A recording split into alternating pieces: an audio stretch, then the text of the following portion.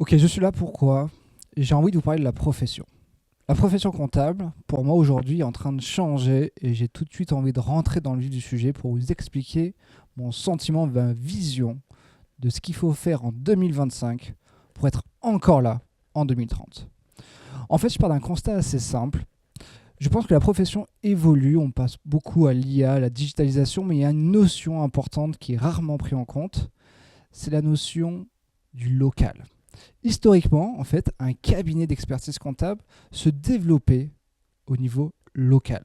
Pourquoi en fait? Parce que sa clientèle était locale. C'était des commerces de proximité. Parce que le commerce de proximité, l'entreprise devait aller chez son expert comptable pour lui apporter en fait les pièces comptables. Il y avait également cette tournée, un peu, je sais que l'expert comptable connaissent cette notion de tournée. On allait chaque mois faire la tournée de ses clients pour les récupérer les pièces comptables. Aujourd'hui, le monde a changé et grâce à des Penny Lane, à des Time, à des MyUnisoft, en fait, la notion de local a disparu.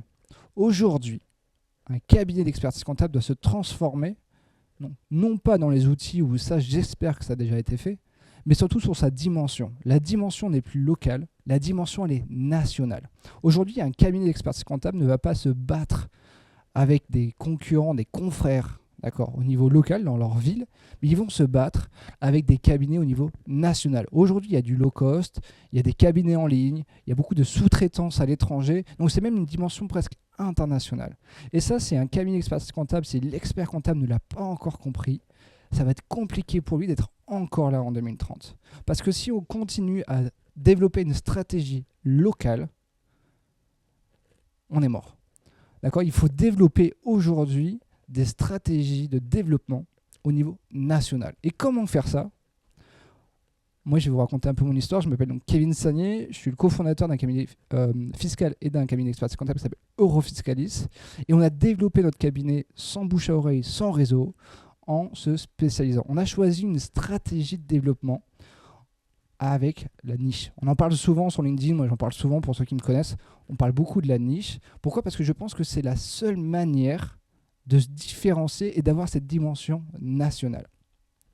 En fait, il faut comprendre un peu que les experts comptables, il y a à peu près 22 000 cabinets d'expertise comptable en France. D'accord? Et alors, même si on est confrères, on est surtout concurrents. Alors, on n'aime pas bien ce terme, mais il faut comprendre que une entreprise, elle a le choix aujourd'hui, c'est un marché qui est complètement saturé, une entreprise a le choix de prendre un expert comptable qui est proche de chez elle, ou un expert comptable, si elle est basée à Nice, elle peut prendre un expert comptable basé à Bordeaux, à Paris, à Lille, peu importe en fait. Donc aujourd'hui, l'expert comptable qui est basé à Nice, qui pense que son prospect, son client est à côté de chez lui, en fait c'est complètement faux. Il va devoir se battre au niveau national, il va pouvoir avoir des clients au niveau national et l'entreprise va choisir son expert comptable, non pas parce qu'il est à côté de chez lui, mais parce que il a quelque chose de différent, il a l'élément qui fait qu'on a envie d'aller chez lui. Lorsque j'ai lancé mon cabinet, je me suis posé la question, mais pourquoi une entreprise viendrait signer chez moi plutôt que le cabinet d'en face ou un autre cabinet? Je me suis dit, qu'est-ce qui me différencie d'un autre?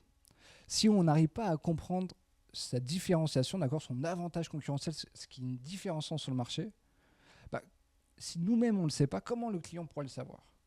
La seule façon de se différencier, je me suis dit, si je suis comme tout le monde, c'est au niveau du prix. Je me suis dit, si je baisse mon prix, ah oui, ok, une entreprise pourrait me choisir. Mais est-ce que j'ai envie d'avoir une entreprise qui baisse les prix, qui baisse sa marge, où je vais beaucoup travailler, je vais devoir faire du volume? Je me suis dit, j'ai pas envie d'avoir ce type de cabinet. Moi, j'ai envie d'avoir un cabinet rentable, un cabinet avec des fortes marges, un cabinet avec des clients qui respectent ma valeur, qui reconnaissent mon expertise. Et je me suis dit, si je me base sur les prix, est-ce que je vais avoir ce type de client? Et je pense que vous posez à chaque fois cette question, est-ce que votre expertise est reconnue? Est-ce que vos clients comprennent le mot expert dans expert comptable ou est-ce qu'ils comprennent le mot comptable? D'accord? Est-ce qu'on recherche un comptable ou vraiment un expert? Pour être expert, je pense qu'il faut apporter beaucoup de conseils et il faut avoir cette notion de spécialiste. En fait, je prends souvent le parallèle en fait, des avocats. Alors pourquoi? Parce que les avocats sont aussi des professions libérales, donc ça ressemble en fait quand même à ce qu'on fait.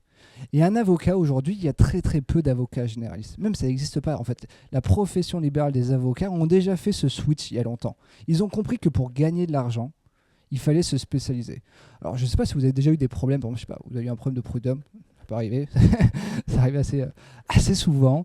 Vous avez un problème de prud'homme. Est-ce que vous allez voir votre ami avocat qui est spécialisé dans la fiscalité? Est-ce que vous allez voir, si on vous recommande un avocat qui est spécialisé dans les droits de la famille, est-ce que vous allez le voir? Non, si vous avez un vrai litige, un vrai problème, vous avez envie de prendre le numéro 1, celui qui va vraiment vous aider et résoudre votre problème. Et du coup, vous allez voir l'avocat qui est spécialisé sur les prud'hommes. Je pense que l'expert comptable, ça va être la même chose. En 2025, il y a encore énormément de généralistes et c'est même ce qui est un peu la norme.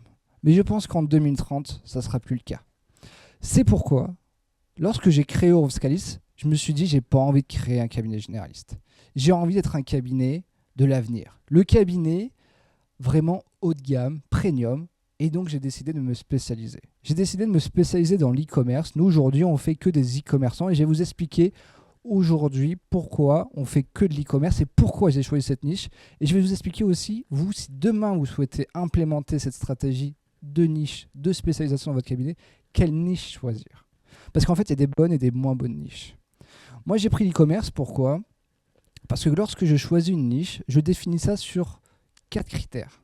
Pour moi, il y a 4 critères qui puissent indiquer si la niche est intéressante ou pas. Premier critère, c'est savoir si la niche, si la personne qu'on vise, d'accord, elle a des grandes problématiques, si les points de douleur sont importants. Pourquoi? Parce que j'ai envie de savoir si ils ont un intérêt à utiliser un expert comptable généraliste plutôt qu'un expert comptable spécialisé. Si, par exemple, des fois on me dit je veux me spécialiser dans les VTC. Alors pour moi, les VTC, ils n'ont pas énormément de problématiques. C'est des business assez simples. Et donc, ils vont plutôt aller chercher le prix plutôt que la valeur. Et donc, comme nous, on n'a pas envie d'aller chercher le prix, d'accord, on veut plutôt aller chercher la valeur, donc on ne va pas aller sur les VTC. Donc, premier élément à prendre en compte, c'est savoir si le critère problématique, point de douleur, est important. Le deuxième critère, c'est savoir si ça va dans le sens du marché. Dans le sens du marché, ça veut dire quoi? Ça veut dire que, est-ce que le marché est en croissance? Moi, je prends l'e-commerce, encore une fois. Les e-commerçants, il y a de plus en plus d'e-commerçants. D'accord. Et plus on va aller dans l'avenir, quand je pense d'aujourd'hui en 2025 à 2030, je sais qu'en 2030, il y aura encore plus d'e-commerçants. Donc c'est assez logique, je sais que la demande va augmenter. Et donc je pense que c'est un marché qui est porteur. Versus, si vous vous lancez, je sais pas, dans la niche du papier, du journalisme, des journaux papier, on sait que mécaniquement, historiquement, on le voit, ça va forcément diminuer. Donc l'objectif, c'est de trouver un secteur, d'accord, une niche sur lequel le marché est en croissance. Troisième critère important à prendre en compte, c'est de savoir s'il est facile de cibler la niche. D'accord, le client qu'on va aller rechercher, est-ce qu'il est facilement identifiable? Moi, je prends mes e-commerçants. Je sais que les e-commerçants, ils ont beaucoup de forums, de salons. Il y a le salon de l'e-commerce. Il y a des influenceurs dans le monde de l'e-commerce. Et donc, je sais que c'est facile de communiquer auprès d'eux. Le quatrième critère, c'est le pouvoir d'achat. J'ai envie de travailler avec des entreprises qui ont l'argent, d'accord, pour me payer. D'accord. J'ai envie d'avoir un panier moyen élevé. Je préfère avoir 2 clients qui me payent cher plutôt que 10 clients à bas prix. D'accord. Alors c'est vrai que quand on est expert comptable, on a envie d'aider tout le monde. On prête serment. Le but, c'est d'aider toutes les entreprises. On est un peu le médecin généraliste. Est-ce qu'on va choisir son patient?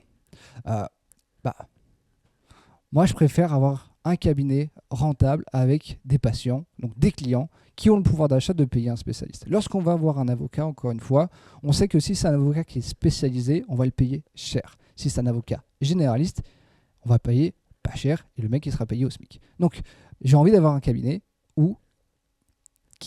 qui a un panier moyen élevé. Donc si ces 4 critères sont respectés, vous savez que la niche est intéressante. Il y a une notion aussi, souvent on confond les experts comptables quand je parle avec eux, savoir ce que c'est une niche, et ils pensent souvent au secteur. Il faut savoir qu'une niche n'est pas forcément sectorielle, il y a plein d'éléments qui puissent définir une niche, d'accord. Une niche, en fait, c'est une segmentation d'entreprise. Je vous donne l'exemple encore une fois pour mon cabinet, pour Eurofiscalis, avec mes e-commerçants. En France, il existe à peu près plus de 4 millions d'entreprises. D'accord 4 millions d'entreprises, c'est le marché global sur lequel les experts comptables sont positionnés. Euh, le but, en fait, c'est de pouvoir non pas être sur ce marché global, c'est de diviser ce marché pour être sur un petit marché, en fait. Moi, quand je prends les e-commerçants en France, ça représente à peu près 200 000 entreprises. Ça veut dire que c'est un sous-marché du marché global. D'accord. L'e-commerce, c'est pas un sectoriel, d'accord. C'est un modèle économique, mais c'est pas sectoriel. Il y a des e-commerçants qui vendent des chaussures, qui peuvent vendre du vêtement, qui peuvent vendre du service, qui peuvent vendre n'importe quoi. Donc c'est pas forcément sectoriel. Là, on voit bien que la niche que j'ai choisie, c'est pas sectoriel. Donc une niche, c'est pas forcément sectoriel. Ensuite, pour moi, 200 000 entreprises, c'est encore beaucoup trop. Je voulais vraiment encore plus segmenter mon marché, aller sur un plus petit marché pour avoir moins de concurrence. Parce que plus le marché est petit, moins il y a de concurrence. Du coup, j'ai décidé de segmenter mon marché en fonction de la taille. Donc, j'ai pris des entreprises qui font plus de 500 000 euros. Pourquoi ? Parce qu'encore une fois, j'avais envie d'avoir un panier moyen élevé. Et donc, je me suis dit, les créateurs ou les entreprises, les e-commerçants qui font 100, 200 000 euros, ils n'ont pas forcément les moyens de me payer. Donc, je préfère travailler, moi, et rechercher des entreprises qui font plus de 500 000 euros. Donc là, vous voyez encore une fois que sur le marché global, je n'ai pas pris un secteur, j'ai pris une taille d'entreprise. D'accord ? Des boîtes qui font plus de 500 000. Et enfin, donc les boîtes qui font plus de 500 000 dans l'e-commerce, donc e-commerce, on a dit que c'était 200 000 en France. Des boîtes qui font plus de 500 000, c'est à peu près 10% du marché, donc ça fait 20 000 entreprises. Et ça peut peut-être vous étonner, mais moi je pense que c'est encore un marché trop large. Lorsque je commence, d'accord, on est un tout petit cabinet, on n'a pas de budget de communication, donc je n'ai pas envie de rentrer sur un marché qui est trop large parce que je pense que je n'ai pas assez d'énergie, assez de force, d'accord, pour me faire une place sur ce marché, pour prendre des parts de marché. Du coup, j'ai décidé de me focaliser sur un marché encore plus petit et j'ai décidé de segmenter le marché en fonction du comportement du chef d'entreprise. J'ai décidé de travailler qu'avec des chefs d'entreprise qui avaient envie d'opérer à l'international, d'avoir non pas une vision franco-française, mais d'avoir envie d'aller développer des marchés à l'international. Du coup, ça, c'est à peu près, encore une fois, 25-30% du marché. Ça représente 5000 entreprises. Donc le marché global sur lequel je me base, moi, c'est 60 millions. Si je prends 15% de ce marché, ça veut dire que mon cabinet fait 10 millions d'euros de chiffre d'affaires. Donc ça, en fait, ça me permet d'avoir un périmètre de jeu sur lequel je peux me battre. Et au lieu de me battre avec les 22 000 experts comptables, lorsque je me suis lancé, je me suis battu avec peut-être 10 cabinets, maxi. Donc en tant que créateur, d'accord, c'était beaucoup plus facile d'aller me battre contre 10 personnes que contre 22 000. Et c'était beaucoup plus facile de réfléchir à comment me différencier de ces 10 cabinets plutôt que me dire comment faire pour me différencier des 22 000 cabinets d'expertise comptable. Mon propos, en fait, c'est de vous dire que demain, si vous souhaitez être encore là en 2030, vous devez avoir cette notion nationale, d'accord, cette dimension nationale. Et pour avoir cette dimension nationale, vous devez vous différencier sur le marché, vous devez trouver l'élément qui fait que vous êtes différenciant. Et en reprenant l'exemple de Rovskalis, je pense que la spécialisation est la meilleure manière de se différencier de votre marché, d'accord, et de définir où est-ce que vous souhaitez mettre toute votre énergie pour prendre des parts de marché. D'accord ? Je préfère prendre 15% d'une part de marché de 60 millions que 0,0000001% du gros marché sur lequel tous les experts comptables sont. Parce qu'en fait, si on a 0,0000001%, ça, c'est pas une stratégie de développement d'entreprise. Dernière chose importante, lorsque j'ai commencé et que je me suis lancé dans l'entrepreneuriat et quand j'ai lancé mon cabinet d'expertise comptable, en fait, j'aurais eu envie d'avoir un mentor, quelqu'un qui puisse m'accompagner dans la stratégie d'entreprise. Parce qu'en fait, on fait toujours beaucoup d'erreurs lorsqu'on commence et on perd un peu de temps. C'est pour ça qu'aujourd'hui, j'ai décidé, avec mes deux associés, donc avec mon frère jumeau Jérémy et avec Jonathan Calfa, on a décidé de lancer un bootcamp qui permet en fait à des experts comptables ex nihilo ou même à des experts comptables généralistes d'aller se faire coacher, se faire mentorer pour mettre en place des stratégies d'acquisition client, des stratégies de développement d'entreprise et comment définir en fait une niche sur laquelle vous allez pouvoir baser tout votre cabinet. Si vous souhaitez en savoir plus, n'hésitez pas on peut en parler tout à l'heure en off, c'est avec grand plaisir. Je vous remercie pour votre attention. Si vous le souhaitez, on peut passer aux questions-réponses.